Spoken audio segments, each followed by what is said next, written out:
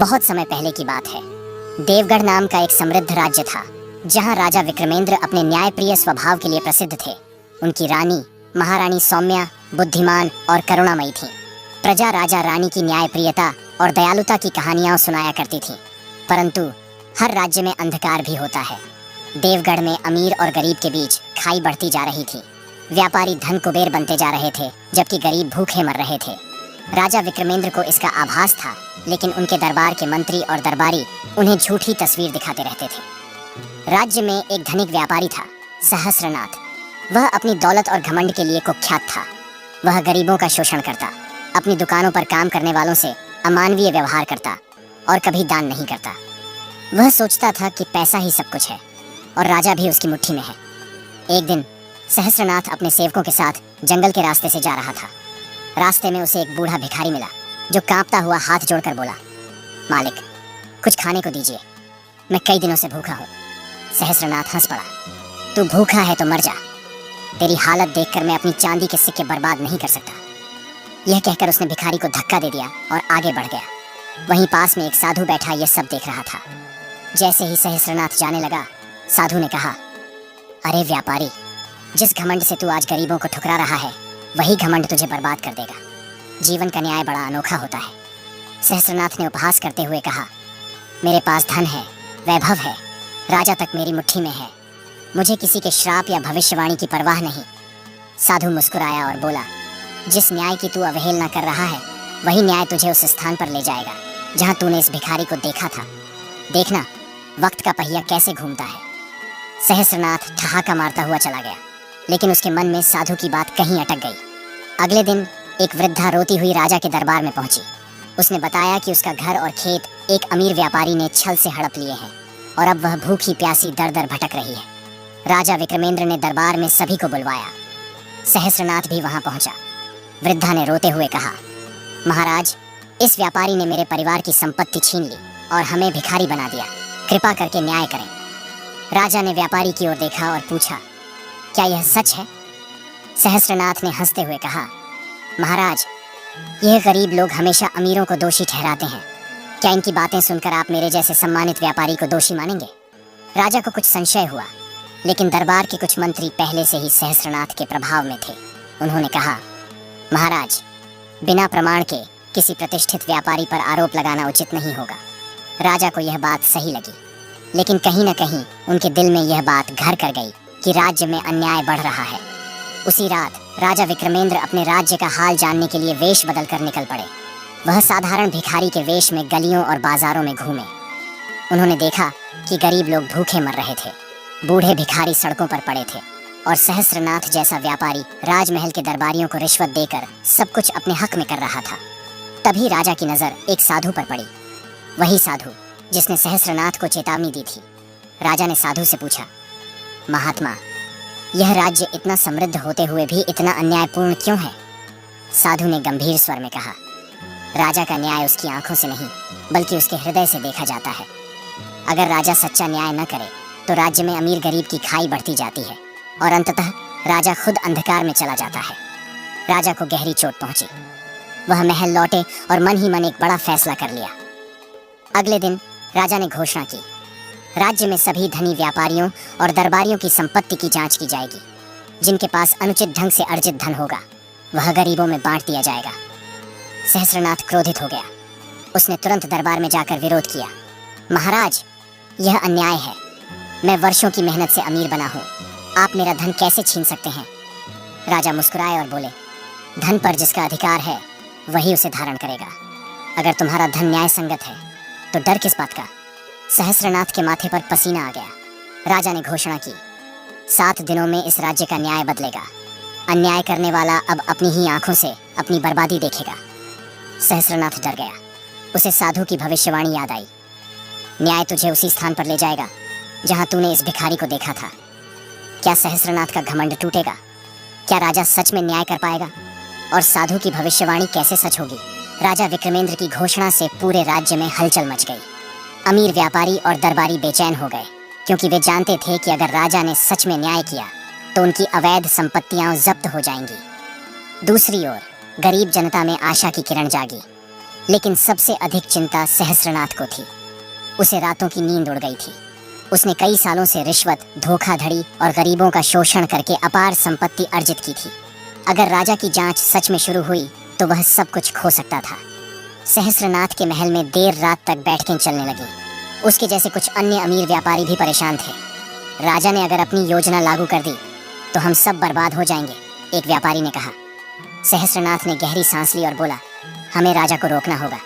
अगर वह जांच बंद नहीं करता तो हमें उसे ही हटाना होगा। व्यापारियों के चेहरों पर चिंता थी, लेकिन उन्होंने सिर हिला दिया। अगले ही दिन सहस्त्रनाथ ने अपने कुछ विश्वास पात्र लोगों को बुलाया। हमें राजा को मारना होगा, लेकिन ऐसा लगना चाहिए कि यह कोई और कर रहा है। हमें एक ऐसा मोहरा चाहिए जो राजा को खत्म करे और खुद फंस जाए, सहस्त्रनाथ ने कहा।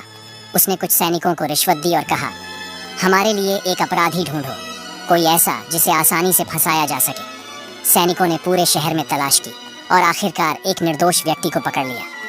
वह कोई और नहीं बल्कि वही साधु था जिसने सहस्त्रनाथ को घमंड के परिणामों के बारे में चेतावनी दी थी। साधु को बंदी बनाकर महल ले जाया गया। वहां दरबार में घोषणा की गई कि यह साधु एक राजद्रोही है और उसने राजा के खिलाफ षड्यंत्र रचा है। राजा विक्रमेंद्र को इस पर विश्वास नहीं हुआ। उन्होंने साधु को ध्यान से देखा। महात्मा, क्या यह सत्य है? राजा ने पूछा। साधु ने मुस्कुराकर कहा, राजन, सत्य को जितना भी छुपाने की कोशिश करो वह एक दिन बाहर आ ही जाता है। राजा सोच में पड़ गए, लेकिन मंत्री और दरबारी चिल्लाने लगे, महाराज, इसे मृत्यु दंड दें, यह विद्रोही है। राजा विक्रमेंद्र न्यायप्रिय थे। उन्होंने कहा, सत्य की परख बिना प्रमाण के नहीं की जा सकती। साधु को कारागार में रखा जाए, लेकिन मैं स्वयं इसकी जांच करूंगा। राजा भेष बदलकर शहर में घूमने लगे। उन्होंने महसूस किया कि व्यापारियों में हलचल है। सहस्त्रनाथ बहुत सक्रिय है और गरीब लोग अब भी भय में जी रहे हैं। उसी रात जब राजा अपने महल में थे तो एक पहरेदार भागते हुए आया। महाराज, महल के द्वार पर एक अजीब बूढ़ा भिखारी खड़ा है। वह कहता है कि आपके पास बहुत महत्वपूर्ण संदेश है। राजा ने उसे बुलवाया। वह एक झुकी हुई कमर वाला, फटे पुराने कपड़ों में एक बूढ़ा व्यक्ति था। महाराज, मैं आपको एक गुप्त बात बताने आया हूँ, उसने धीमे स्वर में कहा। राजा ने उसे ध्यान से देखा। वह वही भिखारी था जिसे सहस्त्रनाथ ने जंगल में धक्का दिया था। बोलो, क्या कहना चाहते हो? राजा ने पूछा। भिखारी ने धीरे से कहा, साधु निर्दोष है, असली षड्यंत्रकारी तो सहस्त्रनाथ है। राजा चौंक गए। ये तुम कैसे जानते हो? भिखारी ने मुस्कुराकर कहा, क्योंकि मैं सब देखता हूँ महाराज। दिन में मुझे कोई नहीं पहचानता, लेकिन रात में मैं सबकी सच्चाई जान जाता हूँ। राजा समझ गए कि यह कोई साधारण भिखारी नहीं है। अगले ही दिन राजा ने सहस्त्रनाथ को अपने दरबार में बुलाया। सहस्त्रनाथ, तुम्हारी संपत्ति की जांच होगी और अगर तुम निर्दोष हुए तो तुम्हें कोई भय नहीं होना चाहिए, राजा ने कहा। सहस्त्रनाथ के माथे पर पसीना आ गया। वह कुछ कहता, इससे पहले ही सैनिकों ने उसे घेर लिया। महाराज, आप यह क्या कर रहे हैं? उसने घबराते हुए पूछा। राजा मुस्कुराए। सत्य छिपता नहीं सहस्त्रनाथ, तुमने साधु को झूठे आरोप में फंसाया और मुझे मारने की साजिश रची। सहस्त्रनाथ की आंखें फटी रह गईं। महाराज, यह झूठ है, राजा ने संकेत किया और तभी वह बूढ़ा भिखारी अंदर आया। यही वह व्यक्ति है जिसने मुझे धक्का दिया और कहा था कि भूखों को मर जाना चाहिए, भिखारी ने कहा। राजा ने गहरी सांस ली। उन्होंने सैनिकों को आदेश दिया, सहस्त्रनाथ को बंदी बना लिया जाए। सैनिकों ने उसे पकड़ लिया। सहस्त्रनाथ चिल्लाने लगा, नहीं, यह अन्याय है। मैं अमीर हूँ, राजा को भी खरीद सकता हूँ। राजा ने गंभीर स्वर में कहा, धन से न्याय नहीं खरीदा जा सकता सहस्त्रनाथ। तुम्हारा घमंड तुम्हें उसी स्थान पर ले आया जहाँ तुमने उस भिखारी को अपमानित किया था। सहस्त्रनाथ का चेहरा सफेद पड़ गया। उसे साधु की भविष्यवाणी याद आई, तू उसी स्थान पर होगा जहाँ तूने अन्याय किया था। राजा ने घोषणा की कि सहस्त्रनाथ की सारी अवैध संपत्ति गरीबों में बांटी जाएगी। जिन किसानों और मजदूरों से जबरदस्ती धन छीना गया था उन्हें उनका हक मिलेगा। साधु को मुक्त कर दिया गया। उसने राजा से कहा, राजन, सच्चे न्याय के लिए आंखें ही नहीं बल्कि मन भी खुला रखना पड़ता है। राजा ने सिर झुकाकर प्रणाम किया और कहा, आज आपने मेरी आंखें खोल दी। सहस्त्रनाथ को जेल में डाल दिया गया। उसके महल, धन और सारी संपत्तियां जब्त कर ली गई। राज्य में न्याय की नई लहर दौड़ पड़ी। अब गरीबों को उनका अधिकार मिलने लगा और अमीरों की मनमानी खत्म हो गई। एक दिन राजा ने महल के द्वार पर उसी बूढ़े भिखारी को देखा। अब तुम सुखी हो? राजा ने पूछा। भिखारी मुस्कुराया। महाराज, जब न्याय होता है तो पूरा राज्य सुखी होता है। यह कहकर वह चला गया। राजा समझ गए कि वह साधारण भिखारी नहीं था, वह शायद स्वयं नियति थी जो राजा को सही मार्ग दिखाने आई थी। देवगढ़ अब पहले से बदल चुका था। सहस्त्रनाथ जैसे अन्यायी लोगों की संपत्ति जब्त कर ली गई थी और राजा विक्रमेंद्र ने गरीबों के उत्थान के लिए कई योजनाएं शुरू कर दी थी। न्याय की नई लहर पूरे राज्य में फैल चुकी थी। लेकिन यह परिवर्तन इतना आसान नहीं था।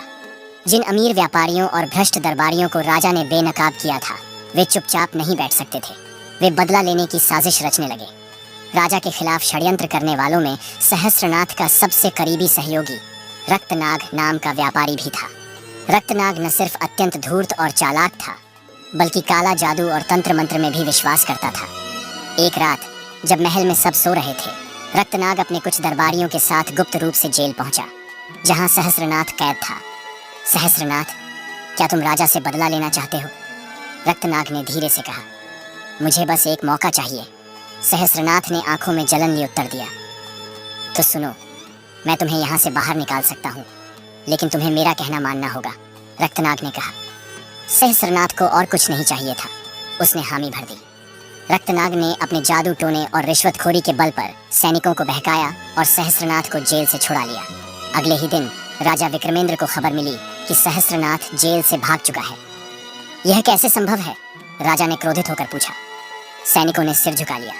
महाराज, हमें नहीं पता, यह एक रहस्यमयी घटना थी। पहरेदारों को अजीब आवाजें सुनाई दी और जब हम सुबह गए तो दरवाजा खुला था और सहस्त्रनाथ गायब था। राजा समझ गए कि कोई बहुत बड़ा षड्यंत्र रचा जा रहा है। अगली रात महल के चारों ओर अजीब घटनाएं घटने लगी। दियों की लौ अचानक बुझ जाती, हवा में किसी के फुसफुसाने की आवाजें आती और सैनिकों को डरावने सपने आने लगे। मौत हो गई। फिर महल के कई सेवकों ने शिकायत की कि उन्होंने छायाओं को चलते हुए देखा है। राजा ने समझ लिया कि यह कोई सामान्य बात नहीं है। इसी बीच वही साधु जिसे राजा ने मुक्त किया था एक बार फिर महल में आया। राजन, तुम्हारे राज्य पर काले जादू और षड्यंत्र का साया है, साधु ने चेतावनी दी। तो इसका हल क्या है महात्मा? राजा ने पूछा। साधु ने कहा, रक्तनाग एक खतरनाक व्यक्ति है। वह सिर्फ धन के लिए ही नहीं, बल्कि शक्ति और तंत्र मंत्र के लिए भी खेल खेलता है। उसे रोकने का एक ही उपाय है, सच्चाई और ईमानदारी के बल पर उसे हराना। राजा विक्रमेंद्र ने रक्तनाग और उसके समर्थकों को दरबार में बुलाया। रक्तनाग, तुम्हारे खिलाफ गंभीर आरोप है। क्या तुमने सहस्त्रनाथ को छुड़ाने में सहायता की? रक्तनाग हंसा। महाराज, आपके पास कोई प्रमाण है? राजा ने दरबार में एक पुराना सेवक बुलाया जिसने गुप्त रूप से सारी घटनाएं देखी थीं। मैंने अपनी आंखों से देखा है कि रक्तनाग ने सैनिकों को रिश्वत दी और जेल के दरवाजे खुले। दरबार में हलचल मच गई। तभी दरबार के द्वार से जंजीरों में बंधा सहस्त्रनाथ अंदर लाया गया। यह क्या है? रक्तनाग चौंका। राजा मुस्कुराए। हमने सहस्त्रनाथ को फिर से पकड़ लिया। इस बार उसने अपनी गलती स्वीकार कर ली। सहस्त्रनाथ ने सिर झुका लिया। मैंने घमंड किया था और अपने घमंड की आग में जल गया। रक्तनाग ने मुझे बचाया नहीं, बल्कि अपने स्वार्थ के लिए इस्तेमाल किया। रक्तनाग को झटका लगा। राजा ने आदेश दिया, रक्तनाग को बंदी बना लिया जाए। सैनिकों ने उसे पकड़ने की कोशिश की, लेकिन तभी रक्तनाग जोर से चिल्लाया और अजीब मंत्र पढ़ने लगा। अचानक महल के अंदर तेज आंधी चलने लगी। कोई भी मुझे नहीं पकड़ सकता, रक्तनाग चीखा और महल के छत की ओर देखा। लेकिन तभी साधु ने अपनी जपमाला उठाई और एक पवित्र मंत्र पढ़ा। अचानक आंधी रुक गई और रक्तनाग जमीन पर गिर पड़ा। यह क्या किया? रक्तनाग ने गुस्से से कहा। साधु मुस्कुराए। अंधकार को सच्चाई के प्रकाश से कोई नहीं बचा सकता। रक्तनाग और सहस्त्रनाथ दोनों को आजीवन कारावास में डाल दिया गया। राजा ने घोषणा की, अब से कोई भी धन के बल पर अन्याय नहीं करेगा। राज्य में हर व्यक्ति को न्याय मिलेगा, चाहे वह गरीब हो या अमीर। राजा विक्रमेंद्र ने एक नया कानून बनाया, जिसके अनुसार कोई भी व्यापारी या दरबारी अपनी शक्ति का दुरुपयोग नहीं कर सकता था। गरीबों और मजदूरों को समान अधिकार दिए गए। साधु ने जाते जाते राजा से कहा, राजन, तुम्हारे न्याय के कारण यह राज्य स्वर्ण युग में प्रवेश करेगा। राजा ने सिर झुकाकर प्रणाम किया और इस प्रकार देवगढ़ में न्याय की स्थापना हुई और घमंड का अंत हो गया। धन्यवाद।